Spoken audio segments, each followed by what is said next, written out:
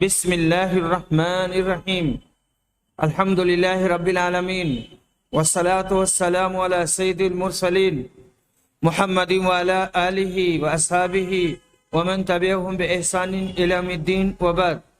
معزز ناظرین، السلام علیکم ورحمۃ اللہ وبرکاتہ۔ باب قتل الخنزیر۔ وقال جابر حرم النبی صلی اللہ علیہ وسلم بیع الخنزیر، سور کا قتل کرنا۔ حضرت جابر کہتے ہیں کہ نبی صلی اللہ علیہ وسلم نے سور کی خرید و فروخت کو حرام قرار دیا ہے۔ حدیث نمبر 2222 متفق علیہ۔ ابن مسیب روایت کرتے ہیں کہ انہوں نے ابو ہریرہ کو یہ فرماتے ہوئے سنا کہ رسول اکرم نے کہا تھا، اس ذات کی قسم جس کے ہاتھ میں میری جان ہے، وہ زمانہ آنے والا ہے جب ابن مریم تم میں ایک عادل اور منصف حاکم کی حیثیت سے اتریں گے، وہ صلیب کو توڑ ڈالیں گے، سوروں کو قتل کر دیں گے، جزیہ کو ختم کر دیں گے۔ اس وقت مال کی اتنی زیادتی ہوگی کہ کوئی لینے والا باقی نہ بچے گا، کوئی لینے والا نہیں رہے گا۔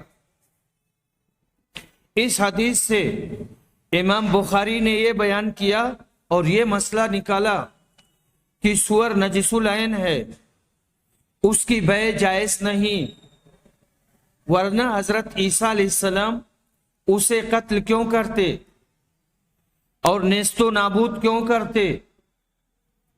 جزیہ موقوف کرنے سے یہ غرض ہے، اس کا مطلب یہ ہے کہ حضرت عیسیٰ علیہ السلام کہیں گے یا تو مسلمان ہو جاؤ یا پھر قتل ہو، جزیہ قبول نہیں کریں گے۔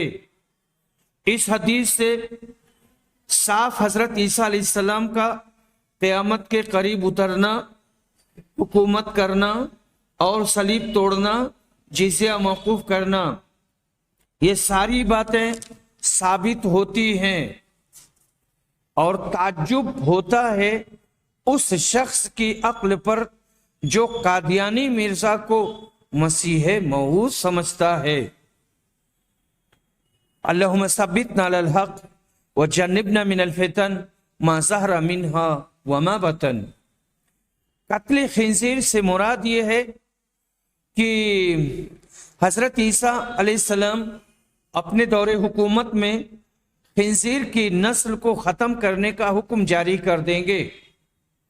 اس میں اس کے کھانے کی حرمت میں مبالغہ کا اعلان ہے، مبالغہ کا بیان ہے، اور اس میں ان عیسائیوں کے لیے بڑی ڈانٹ ہے جو حضرت عیسیٰ علیہ السلام کے پیروکار ہونے کے مدعی ہیں، پھر خنزیر کا کھانا حلال جانتے ہیں اور اس کی محبت میں مبالغہ کرتے ہیں۔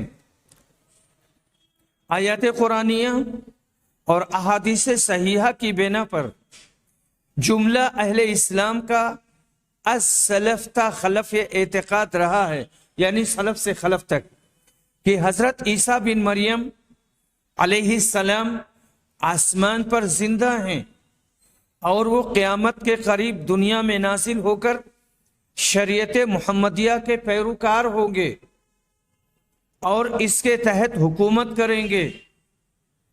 حدیث مذکورہ میں نبی کریم صلی اللہ علیہ وسلم نے حلفیہ بیان فرمایا ہے کہ وہ بالضرور نازل ہوں گے۔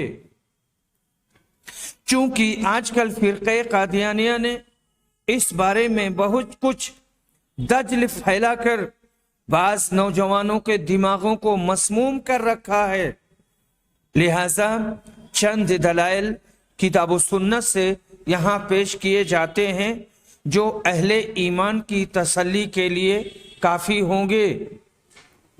قرآن مجید کی آیت مبارکہ نص قطعی ہے جس سے حیات مسیح علیہ السلام روز روشن کی طرح ثابت ہے۔ وَإِنَّ مِنْ أَهْلِ الْكِتَابِ إِلَّا لَيُؤْمِنَنَّ بِهِ قَبْلَ مَوْتِهِ وَيَوْمَ الْقِيَامَةِ يَكُونُ عَلَيْهِمْ شَهِيدًا۔ جب عیسیٰ علیہ السلام آسمان سے نازل ہوں گے تو کوئی اہل کتاب یہودی اور عیسائی ایسا باقی نہ رہے گا جو آپ پر ایمان نہ لے آئے، اور قیامت کے دن وہ ان پر گواہ ہوں گے۔ حیات مسیح کے لیے یہ آیت قطعی الدلالہ ہے کہ وہ قرب قیامت نازل ہوں گے اور جملہ اہل کتاب ان پر ایمان لے آئیں گے۔ دوسری آیت یہ ہے وَمَا قَتَلُوهُ وَمَا صَلَبُوهُ وَلَكِنْ شُبِّهَ لَهُمْ، سورہ نساء نمبر 157۔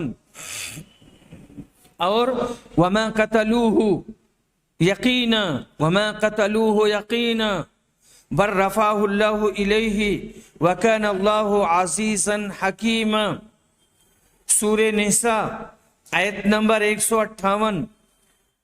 یعنی یہودیوں نے نہ عیسیٰ کو قتل کیا نہ ان کو پھانسی دی، یقیناً ایسا نہیں ہوا، بلکہ اللہ نے ان کو اپنی طرف اٹھا لیا، اور اللہ غالب حکمت والا ہے۔ رفع سے مراد رفع مع الجسد ہے، یعنی جسم مع روح، اللہ نے ان کو آسمان پر اٹھا لیا اور اب وہ وہاں زندہ موجود ہیں۔ یہ آیت بھی حیات مسیح پر قطعی الدلالہ ہے۔ تیسری آیت یہ ہے اذ قال اللہ یا عیسیٰ انی متوفیک ورافعوک الی ومطہرک من الذین کفروا وجاعل الذین اتبعوک فوق الذین کفروا الی یوم القیامہ، سورہ آل عمران آیت نمبر 55۔ یعنی جس وقت کہا اللہ نے اے عیسیٰ تحقیق لینے والا ہوں میں تجھ کو اور اٹھانے والا ہوں تجھ کو اپنی طرف اور پاک کرنے والا ہوں تجھ کو ان لوگوں سے کہ کافر ہوئے، اور کرنے والا ہوں ان لوگوں کو کہ پیروی کریں گے تیری اوپر ان لوگوں کے جو کافر ہوئے قیامت کے دن تک۔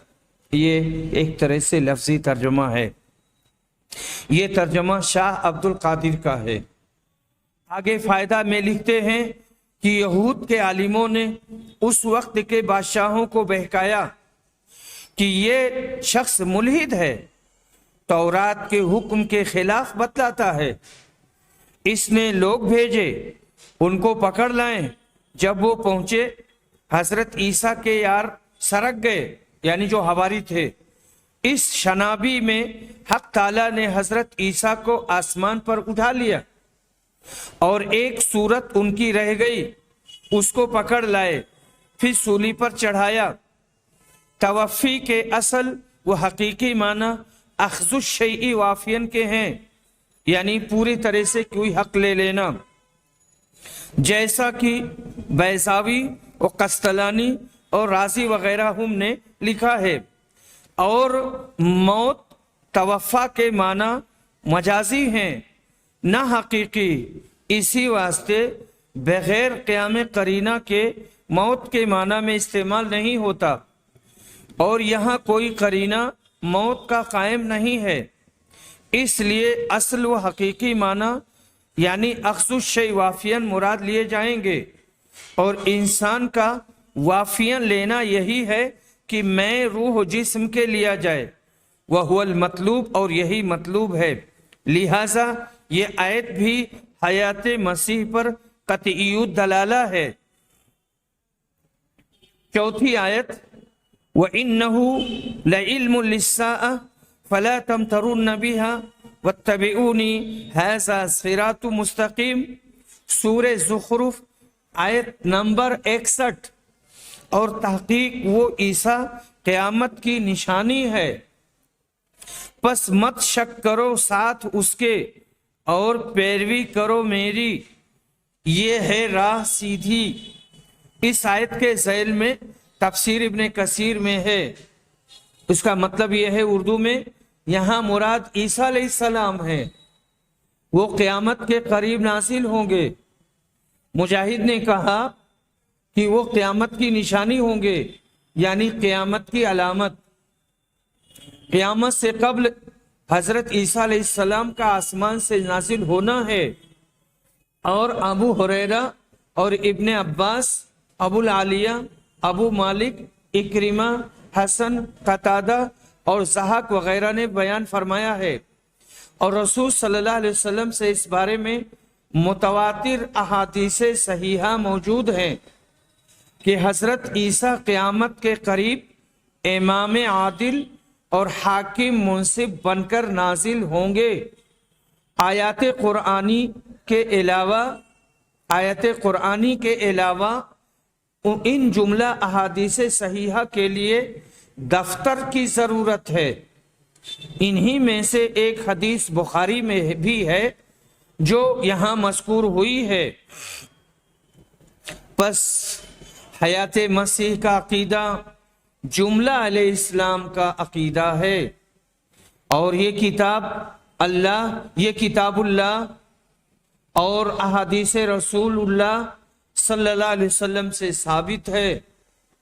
جو اس کا انکار کرے وہ قرآن و احادیث کا انکاری ہے۔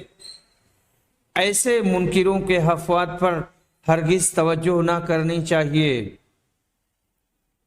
باب لا یصاب شحم المیتۃ ولا یباع ودکہ، مردار کی چربی گلانا اور اس کا بیچنا جائز نہیں۔ جمہور کا یہ قول ہے کہ جس چیز کا کھانا حرام ہے اس کا بیچنا بھی حرام ہے۔ اس کو حضرت جابر نے نبی صلی اللہ علیہ وسلم سے روایت کیا ہے اور نقل کیا ہے۔ حدیث نمبر 2223 متفق علیہ۔ طاؤس روایت کرتے ہیں کہ انہوں نے ابن عباس سے سنا، یہ کہتے تھے کہ عمر کو معلوم ہوا کہ فلاں شخص نے شراب بیچی ہے، تو انہوں نے کہا کہ اسے اللہ تباہ و برباد کر دے۔ کیا اسے معلوم نہیں کہ رسول صلی اللہ علیہ وسلم نے فرمایا تھا اللہ تعالیٰ یہودیوں کو برباد کرے کہ چربی ان پر حرام کی گئی تھی، لیکن ان لوگوں نے اسے پگھلایا اور پھر اسے بیچا۔ واقعہ یہ ہے کہ عہد فاروقی میں ایک عامل نے ایک ذمی سے جو شراب فروش تھا اور وہ شراب لے کر جا رہا تھا، اس شراب پر ٹیکس وصول کر لیا۔ حضرت عمر نے اس واقعہ کی اطلاع پا کر ناراضگی کا اظہار کیا اور خفا ہو گئے، اور زجر و توبیخ کے لیے آپ نے اسے یہ حدیث سنائی۔ معلوم ہوا کہ شراب سے متعلق ہر قسم کا کاروبار ایک مسلمان کے لیے قطعاً حرام ہے، اور یہ بھی معلوم ہوا کہ محرمات منسوسہ کو حلال بنانے کے لیے کوئی ہیلا بہانہ تراشنا یہ یہودیوں کا فعل ہے۔ یعنی جن چیزوں کو حرام کیا گیا ہے اور اس کا نام آیا ہے تو پھر اس میں ہیلا بہانہ نہیں کرنا چاہیے۔ اللہ ہر مسلمان کو اس سے محفوظ رکھے۔ حدیث نمبر 2224 ابن شہاب روایت کہتے ہیں کہ میں نے سعید بن مسیب سے سنا، وہ ابو ہریرہ سے روایت کرتے ہیں کہ رسول اکرم صلی اللہ علیہ وسلم نے فرمایا اللہ یہودیوں کو تباہ کرے، ان ظالموں پر چربی حرام کر دی گئی تھی لیکن انہوں نے اسے بیچ کر اس کی قیمت کھا لی۔ اور ابو عبداللہ امام بخاری کہتے ہیں کہ قاتلہم اللہ، اس سے مراد اللہ کی لعنت ہے۔ قتلہ یعنی لعنتی، خراسون جھوٹ بولنے والے یعنی جھوٹوں پر اللہ کی لعنت ہو۔ انہوں نے حیلہ کر کے اسے اپنے لیے حلال بنا لیا، اس حرکت کی وجہ سے ان پر یہ بددعا کی گئی۔ معلوم ہوا کہ حیلہ بہانہ کر کے کسی شرعی حکم میں رد و بدل کرنا انتہائی جرم ہے، اور کسی حلال کو حرام کرا لینا اور حرام کو کسی حیلہ سے حلال کرانا یہ لعنت کا موجب ہے، لعنت کا سبب بنے گا۔ مگر صد افسوس کہ فقہائے کرام نے مستقل کتاب الحیل لکھ ڈالی ہیں، جن میں کتنے ہی ناواجب ہیلے بہانے تراشنے کی تدابیر بتلائی گئی ہیں۔ اللہ رحم کرے اور ان کو ہدایت دے۔ باب بیع التصاویر التي ليس فيها روح وما يكره من ذلك، غیر جاندار چیزوں کی تصویر بنانا اور ان میں سے جو تصویریں حرام ہیں ان کا بیان۔ حدیث نمبر 2225 متفق علیہ۔ سعید بن ابی حسن روایت کہتے ہیں کہ میں ابن عباس کی خدمت میں حاضر تھا کہ ایک شخص ان کے پاس آیا اور کہا، اے ابو عباس، میں ان لوگوں میں سے ہوں جن کی روزی اپنے ہاتھ کی صنعت پر موقوف ہے، یعنی میرے ہاتھ میں ہنر ہے اور میں اپنے ہاتھ سے کمائی کرتا ہوں اور وہی کھاتا ہوں، اور میں یہ مورتیں بناتا ہوں، تصویر بناتا ہوں۔ ابن عباس نے کہا کہ میں تمہیں صرف وہی بات بتلاؤں گا جو میں نے رسول صلی اللہ علیہ وسلم سے سنی ہے۔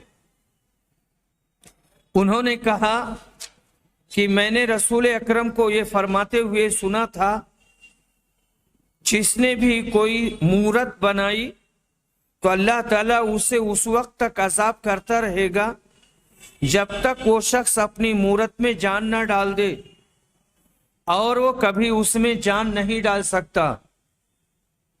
یہ سن کر اس شخص کا سانس چڑھ گیا اور چہرہ زرد پڑ گیا۔ ابن عباس نے کہا، افسوس، اگر تم مورتیں بنانا ہی چاہتے ہو، یعنی تصویر بنانا ہی چاہتے ہو، تو ان درختوں کی اور ہر اس چیز کی بناؤ جس میں جان نہیں ہے۔ تو یہاں کہنے کا مقصد یہ ہے کہ جاندار کی تصویریں نہیں بنانی چاہیے، اور جو بے جان ہیں، یعنی پیڑ ہے، پودا ہے، دریا ہے، پہاڑ ہے، تو اس کی تصویریں بنا سکتے ہیں۔ باب و تحریم التجارت فی الخمر، شراب کی تجارت حرام ہے۔ حضرت جابر کہتے ہیں کہ نبی صلی اللہ علیہ وسلم نے شراب کی تجارت کو حرام قرار دیا ہے۔ حدیث نمبر 2226 حضرت عائشہ رضی اللہ عنہا روایت کرتی ہیں کہ جب سورہ بقرہ کی آیتیں نازل ہوئیں تو نبی صلی اللہ علیہ وسلم نے فرمایا، باہر آئے اور فرمایا، شراب کی تجارت حرام قرار دی گئی ہے۔ باب اسم من باع حرا، اس آدمی کے گناہ کا بیان جس نے آزاد آدمی کو بیچ دیا۔ حدیث نمبر 2227 ابو ہریرہ رضی اللہ عنہ روایت کرتے ہیں کہ نبی صلی اللہ علیہ وسلم نے فرمایا، 3 طرح کے لوگ ایسے ہوں گے جن کا قیامت کے دن میں مدعی بنوں گا، قسم بنوں گا، یعنی مدعی بنوں گا۔ ایک وہ جس نے میرے نام پر عہد کیا اور اسے توڑ دیا، کوئی وعدہ کیا اور توڑ دیا۔ دوسرا وہ شخص جس نے کسی آزاد انسان کو بیچ کر اس کی قیمت کھا لی۔ تیسرا وہ شخص جس نے کوئی مزدور اجرت پر رکھا، اسے پورا کام لیا لیکن اس کی مزدوری نہیں دی۔ باب امر نبی صلی اللہ علیہ وسلم الیہود ببیع ارضیہم حین اجلاہم، یہودیوں کو جلا وطن کرتے وقت نبی اکرم کا انہیں اپنی زمین بیچ دینے کا حکم دینا۔ کہتے ہیں اس سلسلے میں سعید مقبوری ابو ہریرہ سے روایت کرتے ہیں۔ باب الجہاد میں یہ حدیث آ رہی ہے آگے، جس میں مذکور ہے کہ آپ نے بنو نذیر کے یہودیوں سے کہا تھا کہ میں تم کو तुम्हारी मुसलसल गद्दारियों की वजह से, यानी जहां ये बात कही जाएगी कि बनु कुरैजा के साथ ऐसा हुआ, बनु नज़ीर के साथ ऐसा हुआ, बनु कैनका के साथ ऐसा हुआ, तो फौरन उसकी तफसील भी आनी चाहिए और उनके जराइम की, उनकी गद्दारियों की और उनकी बेवफाइयों का तज़किरा होना चाहिए। तो मैं तुमको तुम्हारी मुसलसल गद्दारियों की वजह से मदीना से जिला वतन करना चाहता हूं और तुमको अख्तियार देता हूं कि तुम जायदाद बेच सकते हो, अपनी जमीनें बेचकर यहां से निकलने के लिए तैयार हो जाओ। गोया इमाम बुखारी रहमहुल्लाह ने जमीन की बै को भी आम अमवाल की बै के मिसल करार दिया। बाबो बैइल अबीदी बिल अब्दी वल हैवानी बिल हैवानी नसीहतन, गुलाम को गुलाम के बदले और किसी जानवर को जानवर के बदले उधार बेचना ये दुरुस्त है और जायज़ है, और इसमें मुफासलत भी जायज़ है। एक गुलाम खरीदना दो गुलाम दे करके, या एक हैवान खरीदना दो हैवान दे करके, दो हैवान खरीदना 5 हैवान दे करके, तो ये दुरुस्त है और जायज़ है, इसमें रिबा नहीं है। अब्दुल्ला बिन उमर ने एक ऊंट 4 ऊंटों के बदले में खरीदा था, जिनके मुतालिक ये तय हुआ था कि मकामे रब्सा में वह उन्हें उसे दे देंगे। इब्न अब्बास ने कहा कि कभी एक ऊंट 2 ऊंटों के मुकाबले में भी बेहतर होता है। राबे बिन खदीज ने एक ऊंट 2 ऊंटों के बदले में खरीदा, एक तो उसे दे दिया था और दूसरे के मुतालिक कहा था कि वो कल इंशाअल्लाह किसी ताखीर के बगैर तुमको दे देंगे। सईद बिन मुसैयब ने कहा कि जानवरों में सूद नहीं होता, एक ऊंट 2 ऊंटों के बदले और एक बकरी 2 बकरियों के बदले उधार बेची जा सकती है। इब्ने सीरीन ने कहा कि एक ऊंट 2 ऊंटों के बदले और दिरहम को दिरहम के बदले उधार बेचने में हरज नहीं। रब्सा एक मकाम मक्का और मदीना के दरमियान है। बाय के वक्त ये शर्त हुई कि वो ऊंटनी बाय के जिम्मे और उसकी हिफाजत में रहेगी और बाय रब्सा पहुंचकर उसे मुश्तरी के हवाले कर देगा। हजरत इब्न अब्बास के असर को इमाम शाफई रहमहुल्लाह ने मौसूलन रिवायत किया है। ताउस की सनद से ये मालूम हुआ कि जानवर को जानवर बदलने में और बेशी इसी तरह उधार भी जायज़ है, यानी ज्यादा कम लेना और ज्यादा देना, ज्यादा लेना और कम लेना जानवर की कीमत के एतबार से, उसकी सलाहियत के एतबार से दुरुस्त है और जायज़ है और ये सूद नहीं है, भले ही एक जिन्स से है। हदीस नंबर 2228, अनस बिन मालिक रज़ियल्लाहु अन्हु रिवायत करते हैं कि कैदियों में हजरत सफिया भी थी। पहले तो वो दहिया कल्बी को मिली, फिर नबी सल्लल्लाहु अलैहि वसल्लम के अक़्द और आपकी निकाह में आई। इस हदीस से इमाम बुखारी ने ये मसला बयान किया है कि जानवर से जानवर का तबादला दुरुस्त है। इसी तरह गुलाम का गुलाम से, लौंडी का लौंडी से, क्योंकि ये सब हैवान ही तो हैं और हर हैवान का यही हुक्म होगा। बाज ने ये एतराज किया है कि इस हदीस में कमी और ज्यादती का जिक्र नहीं है और न उधार का। इसका जवाब ये है कि इमाम बुखारी ने इस हदीस के दूसरे तरीक की तरफ इशारा किया है। दूसरे तरीक का मतलब है दूसरी सनद का, जिसको इमाम मुस्लिम ने रिवायत किया है। उसमें यह है कि आपने हजरत सफिया को 7 लौंडियां देकर खरीदा। इब्ने बत्ताल ने कहा, जब आपने दहिया से कहा कि तुम सफिया के बदले और कोई लौंडी कैदियों में से ले लो, तो ये बै हुई। लौंडी की बाइवस लौंडी के उधार اور اس کا یہی مطلب ہے لونڈی کے بدلے لونڈی، اور انہوں نے حضرت صفیہ کو دے دیا اور ان کے بدلے میں 7 لونڈیاں لے لیں۔ حضرت دہیہ کلبی خلیفہ کلبی کے بیٹے ہیں، بلند مرتبہ والے صحابی ہیں، غزوہ احد اور بعد کے جملہ غزوات میں شریک ہوئے۔ سن 6 ہجری میں نبی اکرم نے ان کو قیصر شاہ روم کے دربار میں نابع مبارک دے کر بھیجا تھا۔ قیصر نے مسلمان ہونا چاہا مگر اپنی عیسائی رعایا کے ڈر سے اسلام قبول نہیں کیا۔ یہ دہیہ وہی صحابی ہیں کہ حضرت جبریل علیہ السلام اکثر ان کی شکل میں نبی اکرم کے پاس آیا کرتے تھے۔ آخر میں حضرت دہیہ بھی کلبی ملک شام میں چلے گئے تھے اور عہد معاویہ تک وہیں رہے۔ بہت سے تابعین نے ان سے روایت کی ہے۔ حدیث صفیہ میں انہی کا ذکر ہے۔ باب بیع الرقیق، لونڈی غلام کا بیچنا۔ حدیث نمبر 2229۔ ابو سعید خدری روایت کرتے ہیں کہ وہ نبی صلی اللہ علیہ وسلم کی خدمت میں ایک بار حاضر تھے۔ ایک انصاری صحابی نے نبی اکرم سے پوچھا کہ اللہ کے رسول، لڑائیوں میں ہم لونڈیوں کے پاس جمع کے لیے جاتے ہیں، ہمارا ارادہ انہیں بیچنے کا بھی ہوتا ہے، تو آپ اصل کرنے کے متعلق کیا فرماتے ہیں؟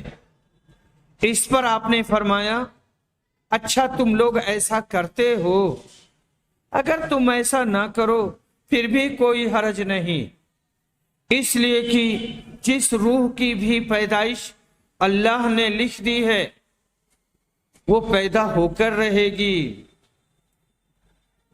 اصل کہتے ہیں جمع کے دوران انزال کے قریب ذکر کو فرج سے باہر نکال لینا تاکہ عورت کو حمل نہ ہو سکے، باہر نکال لینا اور منی باہر خارج کر دینا۔ نبی اکرم نے گویا ایک طرح سے اسے ناپسند فرمایا اور ارشاد ہوا کہ تمہارا یہ عمل ٹھیک نہیں ہے، باطل ہے۔ جو جان پیدا ہونے والی مقدر ہے وہ تو اس صورت میں بھی ضرور پیدا ہو کر رہے گی۔ اس حدیث سے لونڈی غلام کی بیع ثابت ہوئی۔ اس سے یہ بات بھی کہ جب وہ مباشرت کر رہا ہے تو اثناء مباشرت بھی منی کا خروج ہوتا رہتا ہے، اور منی میں بے شمار جرثومے ہوتے ہیں جو حمل کا سبب بن سکتے ہیں۔ باب بیع المدبر، مدبر کا بیچنا کیسا ہے، جائز ہے یا ناجائز؟ مدبر وہ غلام ہے جس کو مالک کہہ دے کہ تم میرے مرنے کے بعد آزاد ہو۔ امام شافعی اور اہل حدیث کے ہاں اس کی بیع جائز ہے، جیسا کہ حدیث میں مذکور ہے۔ ایک شخص مر گیا، اس کی کچھ جائیداد نہ تھی، صرف یہی غلام تھا اور وہ مدبر کیے ہوئے تھے، اور وہ شخص قرضدار تھا۔ آپ نے وہی مدبر غلام 800 درہم میں بیچ کر اس کا قرض ادا کر دیا۔ اکثر روایت میں یہی ہے کہ اس شخص کی زندگی ہی میں نبی اکرم نے ان کا قرض ادا کرنے کے لیے ان کے اس مدبر غلام کو آزاد کر دیا تھا، نیلام کر دیا تھا، اور ان کے قرض خواہوں کو فارغ کر کیا تھا۔ اس سے اندازہ کیا جا سکتا ہے کہ قرض کا معاملہ کتنا سنگین ہے اور کتنا اہم اور خطرناک ہے کہ اس کے لیے غلام مدبر کو نیلام کیا جا سکتا ہے، حالانکہ وہ غلام مدبر اپنے مالک کے مرنے کے بعد آزاد ہو جاتا ہے۔ حدیث نمبر 2230۔ حضرت جابر رضی اللہ عنہ روایت کرتے ہیں کہ نبی صلی اللہ علیہ وسلم نے مدبر غلام کو بیچا تھا۔ حدیث نمبر 2231۔ عمر روایت کرتے ہیں انہوں نے حضرت جابر بن عبداللہ سے یہ کہتے ہوئے سنا تھا کہ مدبر غلام کو رسول صلی اللہ علیہ وسلم نے بیچ دیا تھا۔ حدیث نمبر 2232 2233۔ عبید اللہ کہتے ہیں کہ انہیں زید بن خالد اور ابو ہریرہ نے بتایا کہ ان دونوں نے نبی اکرم سے سنا، آپ سے غیر شادی شدہ باندی کے متعلق جو زنا کر لے سوال کیا گیا، یعنی سوال کیا گیا کہ غیر شادی شدہ لونڈی ہے، اس نے زنا کر لیا، تو آپ نے فرمایا اسے کوڑے لگاؤ، پھر اگر وہ زنا کر لے تو اسے کوڑے لگاؤ اور پھر اسے بیچ دو۔ آخری جملہ آپ نے تیسری یا چوتھی مرتبہ کے بعد کہا تھا اور فرمایا تھا۔ حدیث نمبر 2234۔ ابو ہریرہ رضی اللہ عنہ روایت کرتے ہیں، کہتے ہیں کہ میں نے نبی صلی اللہ علیہ وسلم سے سنا ہے کہ جب کوئی باندی زنا کرے اور وہ ثابت ہو جائے تو اس پر زنا کا حد جاری کرو، البتہ اسے لعنت ملامت نہ کرو، پھر اگر وہ زنا کرے تو اس مرتبہ بھی حد جاری کرو، لیکن کسی طرح کی لعنت ملامت نہ کرو، تیسری مرتبہ بھی زنا کرے اور زنا ثابت ہو جائے تو اسے بیچ ڈالو، خواہ بال کی ایک رسی ہی کے بدلے میں۔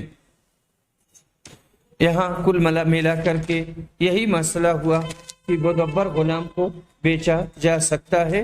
اس سے ایک مسئلہ یہ بھی ثابت ہوتا ہے کہ عیب دار سامان بھی بیچا جا سکتا ہے، کیونکہ زنا عیب ہے اور نبی صلی اللہ علیہ وسلم نے اس کے بیچنے کا حکم دیا ہے۔ دنیا میں جتنے بھی سامان بکتے ہیں تو جو نئی گاڑیاں ہوتی ہیں یا نئی چیزیں ہوتی ہیں، عام طور سے اس میں عیب نہیں ہوتا ہے، کچھ ہی دنوں کے استعمال کے بعد میں ہر چیز میں عیب ہو جاتا ہے، چاہے جانور ہوں، چاہے گاڑیاں ہوں یا کوئی بھی چیز ہو، تو ان کا بیچنا جائز ہے، لیکن بیچتے وقت عیب کا بتا دینا ضروری ہے۔ باب هل يسافر بالجاریة قبل ان يستبرئها، اس مسئلے کا بیان کہ اگر کوئی لونڈی خریدے تو استبراء رحم سے پہلے اس کو سفر میں لے کر جا سکتا ہے یا نہیں۔ استبراء کہتے ہیں کہ لونڈی کا رحم پاک کرنے کو، استبراء براءت، یعنی کوئی نئی لونڈی خریدے تو جب تک اسے حیض نہ آ جائے اسے صحبت نہ کرے اور اسے جمع نہ کرے۔ اور سفر میں لے جانے کا ذکر اس لیے آیا کہ نبی اکرم نے حضرت صفیہ کو، جو شروع میں بحیثیت لونڈی کے آئی تھیں، لونڈی ہی تھیں، سفر میں اپنے ساتھ رکھا۔ آگے روایت میں سد الروحہ کا ذکر آیا ہے، جو مدینہ کے قریب ایک مقام تھا۔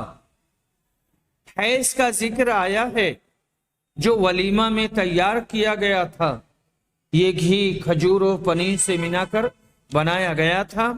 باب کے آخر میں امام صاحب نے سورہ مومنون کی ایک آیت کا حصہ نقل فرمایا اور اس کے اطلاق سے یہ نکالا کہ بیویوں لونڈیوں سے مطلقاً حظ نفس درست ہے اور ان سے لذت اندوزی کی جا سکتی ہے۔ صرف جمع استبراء سے پہلے ایک حدیث کی روح سے منع ہوا تو دوسرے عیش بدستور درست رہیں گے، یعنی اس کو چومنا، چاٹنا، پکڑنا، چمٹانا سب کچھ درست ہوگا، لیکن جمع درست نہیں ہوگا۔ جب حیض آ جائے گا اس کے بعد میں یہ بھی درست ہو جائے گا۔ حسن بصری کہتے ہیں کہ اس میں کوئی حرج نہیں کہ ایسی باندی کا مالک اس کا بوسہ لے یا اپنے جسم سے چپکائے لگائے۔ اور ابن عمر نے کہا کہ جب ایسی باندی سے وطی کی جا چکی ہے، ہبہ کی جائے یا بیچی جائے یا آزاد کی جائے تو ایک حیض تک اس کا استبراء رحم کرنا چاہیے، یعنی اتنے دنوں تک انتظار کیا جائے، اور جب حیض آ جائے اس کے بعد میں پھر اس سے جسمانی تعلقات قائم کیے جا سکتے ہیں۔ اور کنواری کے لیے استبراء رحم کی ضرورت نہیں ہے۔ عطا نے کہا کہ اپنی حاملہ باندی سے شرمگاہ کے سوا باقی جسم سے فائدہ حاصل کیا جا سکتا ہے۔ اللہ تعالیٰ نے فرمایا ہے سورہ مومنون میں، مگر اپنی بیویوں سے یا باندیوں سے بے شک وہ ملامت زدہ نہیں ہیں، الا علی ازواجہم او ما ملکت ایمانہم فانہم غیر ملومین۔ وآخر دعوانا الحمد للہ رب العالمین۔